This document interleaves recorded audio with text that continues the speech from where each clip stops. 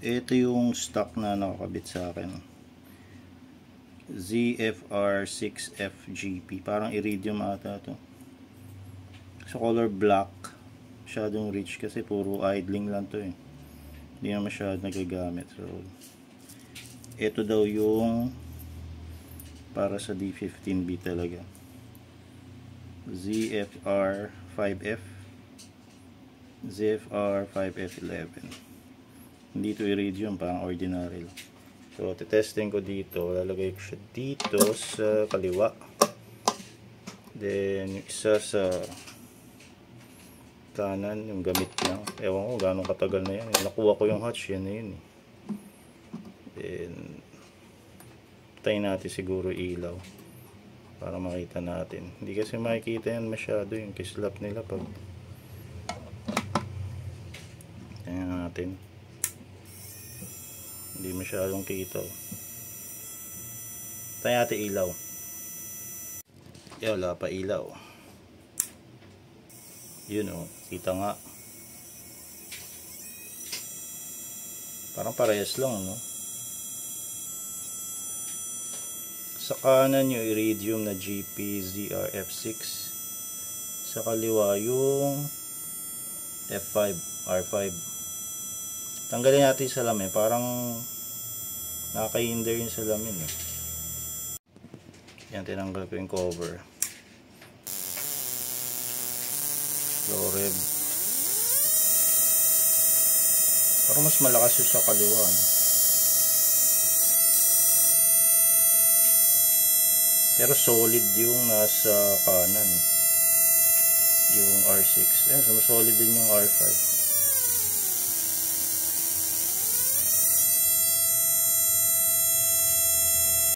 Test na rin natin may ilaw.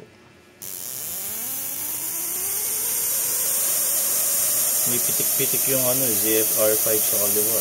Pero sa iridium, ZFR6 GP sa kanan. Solid pero parang mahina yung kislap niya.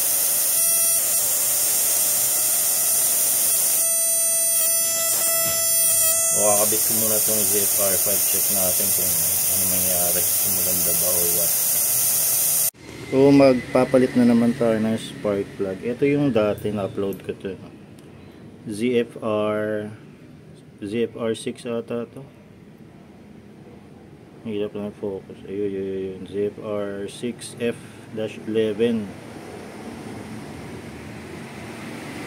Tapos papalitan ko ng ZFR5. Ito daw kasi may nag-comment dun na ito daw dapat yung plugs or stock plugs ng D15B. Sa manual niya nakuha ko sa online, ganyan din ZFR5F11. Iba pa nga yung number 4. Kaso hindi iridium to, lang to, ordinary lang ata to. Hindi ko alam kung copper or nickel. Sorry, medyo gabi na eh. Ngayon ko lang naisipan dahil pag umaga ang init dito sa amin. Kabit natin, tapos hindi ko alam kung kailan ako makaka-road test kasi napaka-traffic. Sa kaliwa yung GP, yung iridium na R6. Tapos sa kanan yung ZFR5 na ordinary lang. Maganda to, salpak natin sa spark plug tester para ma-check lang ba. Isa lang muna. Lahat naman yung palitan ko, pero isa na lang sa sample natin dahil napakatagal pa niya kung lalahatin ko yan.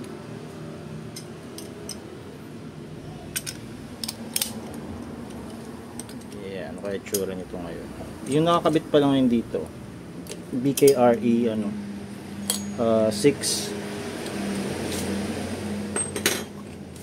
PKRE 6J11 ata. Malamang na naman to, reach, kasi puro idling lang ginagawa ng hatch, hindi masyadong nagagamit eh. Nalaglag.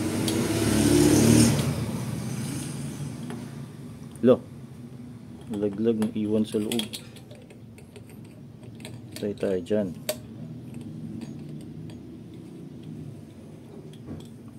Ayun. Hindi masyado.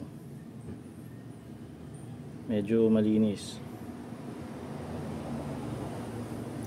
Kabit natin yung bago ZF-R 5.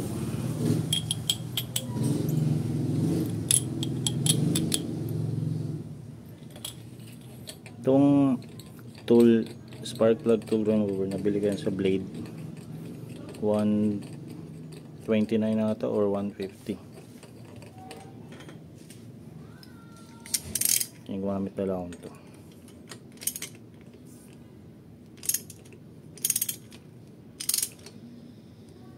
Yeah. Dapat huwag masyadong masikip. Hindi ko alam kung ano yung torque value eh. Ano, may ko na lang. Hindi naman yung masyadong masikip. Tapos iniisa-isa ko kasi hindi ko kabisado yung pag pinaklas ko lahat yan. Baka magkaiba yung firing order. So ulitin ko lang yan lahat. Then okay na. Medyo madilim na. Try natin start. Bagong spark plug. ZF-R 5 -11 R5F-11. Ang hirap eh. Hina na yung battery ko. Mana naman, sana pag walang traffic pwede tayo mag test drive, tapos kung meron tayong taga-hawak ng camera. Saan natin ilaw?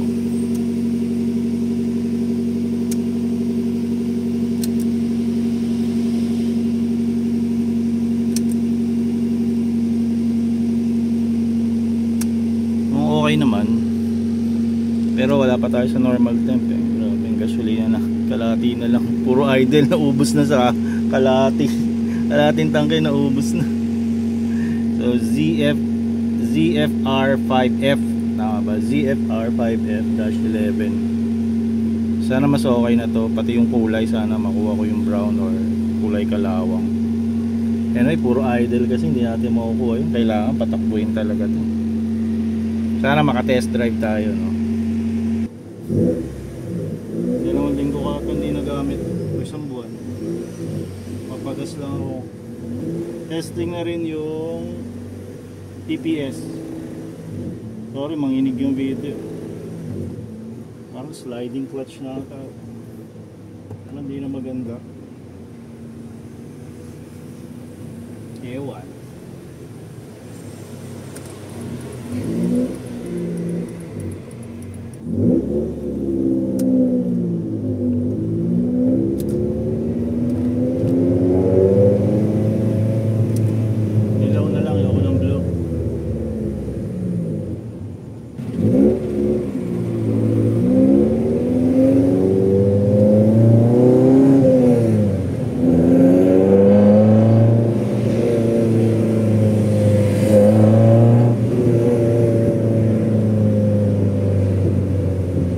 Stress lang. Bakit natunog ng map? HKS copy lang yun. Mas maganda magana tayo yung tawag dun, oval. Hindi, yung chambered pala, para basic lang. Tapos meron pa ring mid resonator. Wala lang cut-con. Tanggal na yung cut-con.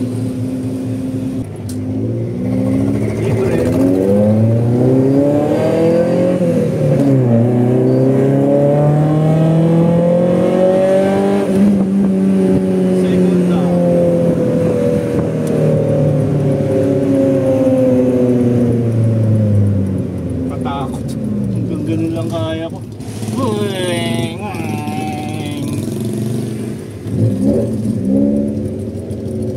Feeling ko ano eh, ulats na yung clutch ko eh. Parang manipis na. Kasi parang every year nagbe-bleed ako dito. Pagas muna ako mga chongs. Okay.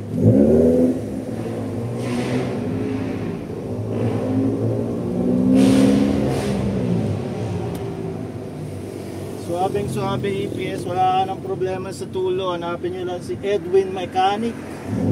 Edwin Mechanic, taga Bacoor.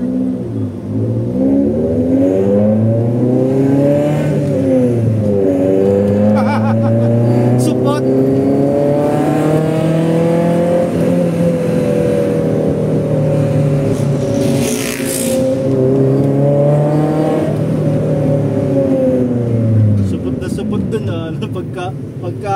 papalpak. Yan ang maganda sa manual. Pag matik, antok-antok.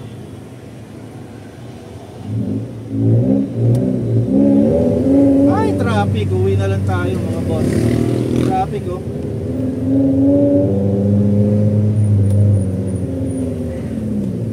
Lots. Uwi na tayo.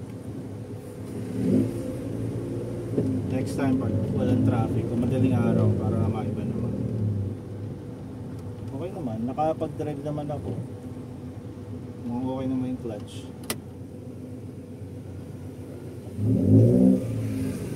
Okay naman yung clutch. All goods. PPS, all goods. Nga lang para may tutunog dito pag sumampa ako. Hindi ko alam kung ano yun. Rinig kayo. Hindi seatbelt yun. Wala, hindi rinig. Pag paatras, rinig eh.